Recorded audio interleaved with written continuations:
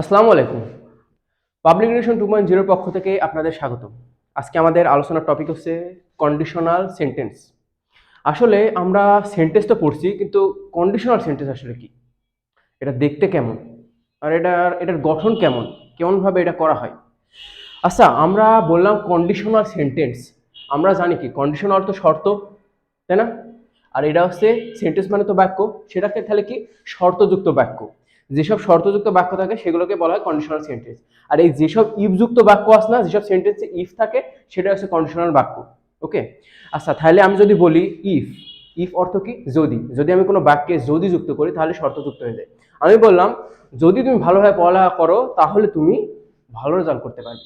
যদি পড়ো, আর যদি না পড়ো তাহলে ভালো রেজাল্ট করতে পারবে না। এই যে আমি শর্তযুক্ত করে দিলাম না যদি দিয়ে, এই জন্য এটাকে বলা হয় কন্ডিশনাল সেন্টেন্স। এবার এই কন্ডিশনাল সেন্টেন্স হচ্ছে চারটা হয়ে থাকে, চার ধরনের। একটা হচ্ছে zero conditional sentence, first conditional sentence, second conditional sentence, আর একটা আছে থার্ড কন্ডিশনাল সেন্টেন্স। আর এই প্রত্যেকটা কন্ডিশনাল সেন্টেন্সেরই আলাদা আলাদা স্ট্রাকচার আছে। এখন যদি কেউ যদি এটা ভালোভাবে বুঝতে চায় তাকে সম্পূর্ণ ভিডিওটা মনোযোগ দিয়ে দেখতে হবে, ঠিক আছে? প্রথমে আমরা আজকে শুরু করব জিরো কন্ডিশনাল সেন্টেন্স নিয়ে। এর স্ট্রাকচারটা কেমন থাকে আসলে? এই স্ট্রাকচারটা আমি সুন্দরভাবে দিয়ে দিছি, একটু দেখেন। এখানে ইফ আসবে, ইফের পর প্রেজেন্ট ইনডিফিনিট টেন্স, তারপর একটা কমা আসবে, তারপর প্রেজেন্ট ইনডিফিনিট টেন্সও হতে পারে, ফিউচার ইনডিফিনিট টেন্সও হতে পারে। এই জিরো কন্ডিশনাল সেন্টেন্সে একটা বৈশিষ্ট্য আছে। বৈশিষ্ট্য কি আসলে? বৈশিষ্ট্যটা হচ্ছে, ধরেন কোনো কাজ যদি করা হয় আর একটা কাজ আপনা আপনি হবে। একটা কাজ যদি করা হবে আর আরেকটা কাজ আপনা আপনি হবে, আপনার করা লাগবে না। যেমন পানি ফুটে, কখন ফুটে? যখন পানিকে 100 ডিগ্রি সেন্টিগ্রেড তাপমাত্রায় তাপ দেওয়া হয়। এই তাপ যখন দিবেন তখন একাই পানি ফুটবে, আপনাকে ফুটানো লাগছে না। এখন আরেকটা বিষয় হচ্ছে, পানি যদি জমে যায় সেটা কি? কঠিনে পরিণত হয়। এখন যদি পানি জমে যায় ওটা একাই কঠিনে পরিণত হবে। ওকে, তাহলে এর বৈশিষ্ট্যটা কি? একটা কাজ হলে আরেকটা কাজ আপনা আপনি হয়। এটা হচ্ছে জিরো কন্ডিশনাল সেন্টেন্সের বৈশিষ্ট্য।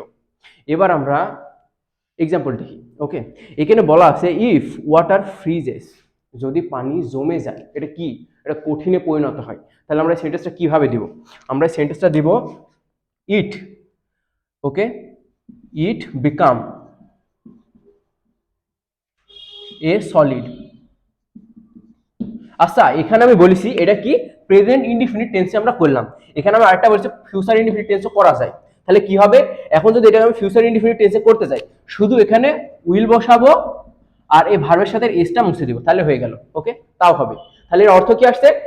ইফ ওয়াটার ফ্রিজেস, যদি পানি জমে যায়, ইট বিকাম এ সলিড, এটি সলিডে মানে কঠিনে পরিণত হয় বা কঠিন হয়। ঠিক আছে, দ্বিতীয় এক্সাম্পলটা দেখি তাহলে। দ্বিতীয় এক্সাম্পলে বলা আছে ওয়াটার বয়েলস, পানি ফুটে। কখন ফুটে? যখন তাকে তাপ দেওয়া হয়। এখানে বলা আছে ইফ, ইফ ইউ, আমি বললাম if you heat it to 100 degree centigrade,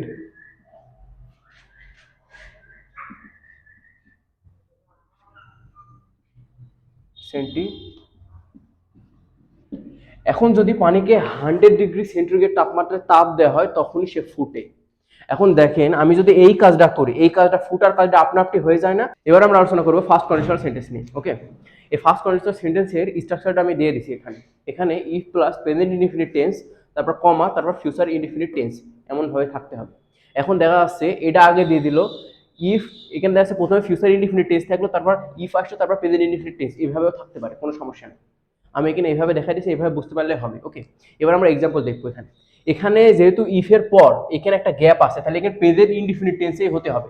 আর এখানে কি ফিউচার ইনডিফিনিট টেন্সে দেওয়া আছে। এখানে বলা হলো if dash you will not get A plus, তুমি এ প্লাস পাবে না। কি না করলে সেই প্লাস পাবে না? এখানে বলা আছে যদি তুমি কঠোর পড়ালেখা না করো তাহলে তুমি এ প্লাস পাবে না, বা যদি তুমি কঠোর পরিশ্রম না করো তাহলে তুমি এ প্লাস পাবে না। তাহলে ইংলিশ কি হবে? ট্রান্সলেট কি হবে তাহলে? ইফ ইউ ডোন্ট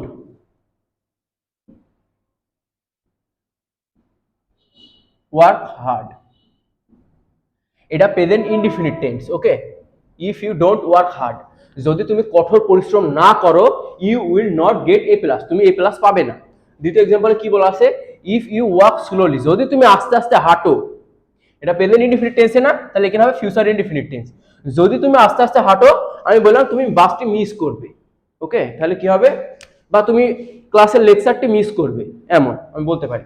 তাহলে হবে you will miss the bus. আপনারা আপনাদের মতো ইচ্ছা মতো সেন্টেন্স এর সাথে মিল করে বসাতে পারেন, কিন্তু এখানে হবে ফিউচার ইনডিফিনিট টেন্স। এবার আমরা দেখব, আচ্ছা আরেকটা বিষয়, এই ফার্স্ট কন্ডিশনাল সেন্টেন্স না, এখানে বলা হলো তুমি যদি আস্তে আস্তে হাঁটো তাহলে তুমি বাসটি মিস করবে, নাও মিস করতে পারে, মানে একটা সম্ভাবনা দেওয়া হচ্ছে তুমি মিস করতে পারো, এই জন্য তোমার একটু জোরে হাঁটা উচিত।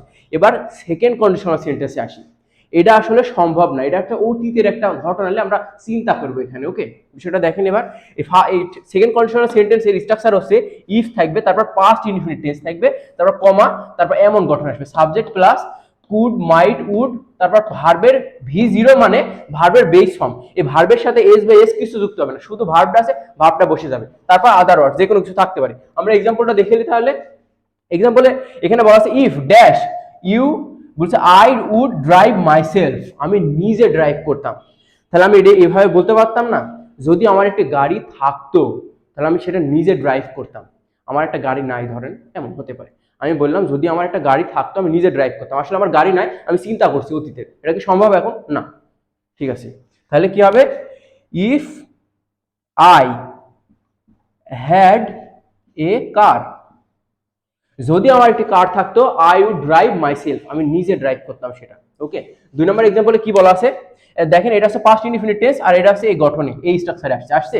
ঠিক আছে, এবার দেখেন এখানে বলা আছে if you had studied hard, যদি তুমি কঠোর পড়ালেখা করো বা করতে, যদি তুমি কঠোর পড়ালেখা করতে তাহলে তুমি পরীক্ষায় ভালো রেজাল্ট করতে। এখানে কি বলবো,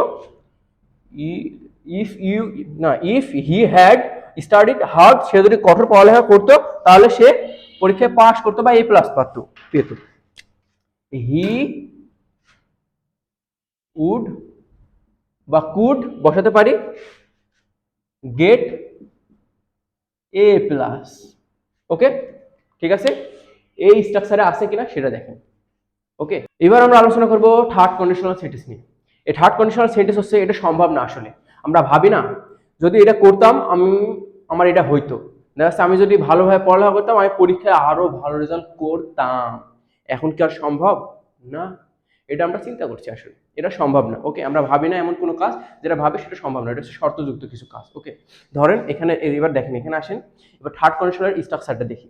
এই থার্ড কন্ডিশনাল স্ট্রাকচার হচ্ছে past perfect, if plus past perfect tense, তারপর কমা আসবে, তারপর subject could might would plus have plus ভার্বের V3 past participle form plus other words, এমন আসবে।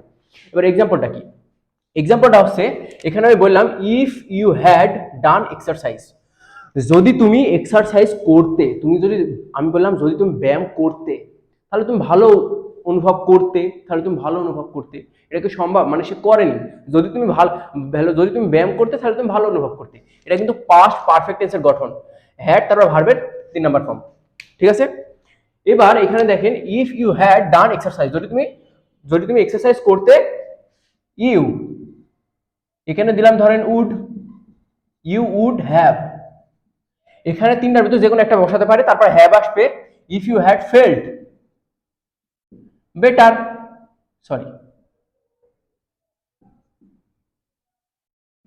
আমি বললাম এটা হচ্ছে ফিলের পাস্ট পার্টিসিপল ফর্ম হচ্ছে felt, you would have felt better, এখানে আমি বললাম যদি তুমি এক্সারসাইজ করতে তুমি তাহলে ভালো অনুভব করতে। 2 নম্বরটা কি, 2 নম্বর বলা আছে if dash I would have checked my paper again, এখানে বলছে আমি আমার পরীক্ষার যে পেপার আসছে এটা আবার চেক করতাম, মানে আমি চেক করতাম। এখানে বলা আছে ইফ আই হ্যাড, আমি বললাম ধরেন আমার যদি আরো সময় থাকতো তাহলে আমার পরীক্ষার যে পেপারটা ছিল আমি আবার চেক করতাম, আমি একবার চেক করছি আবার করতাম, এখন কি এটা সম্ভব?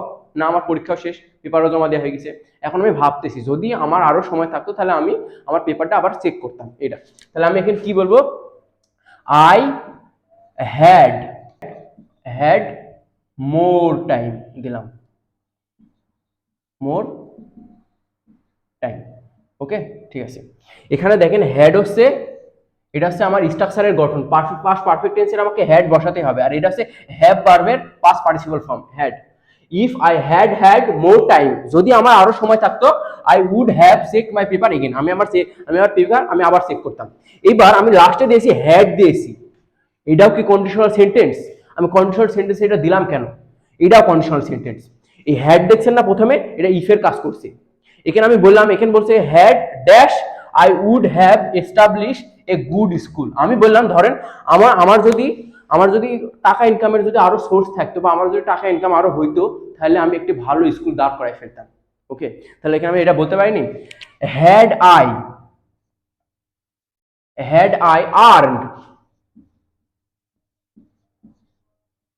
মোর মানি। যদি আমি আরো টাকা ইনকাম করতাম, তাহলে আমি একটি I would have establish a good school, আমি একটি ভালো স্কুল প্রতিষ্ঠা করতাম। ঠিক আছে, এই কন্ডিশনাল সেন্টেন্স হচ্ছে শর্তযুক্ত বাক্য। আপনি যদি এই তিনটা, আমি 4টা কন্ডিশনাল সেন্টেন্স দিয়েছি না, এর স্ট্রাকচারটা যদি ভালোভাবে দেখেন আপনার ধরতে সুবিধা হবে, আর এটা করতেও সুবিধা হবে। ওকে, আল্লাহ হাফিজ, পরবর্তী টপিকে আবার দেখা হবে।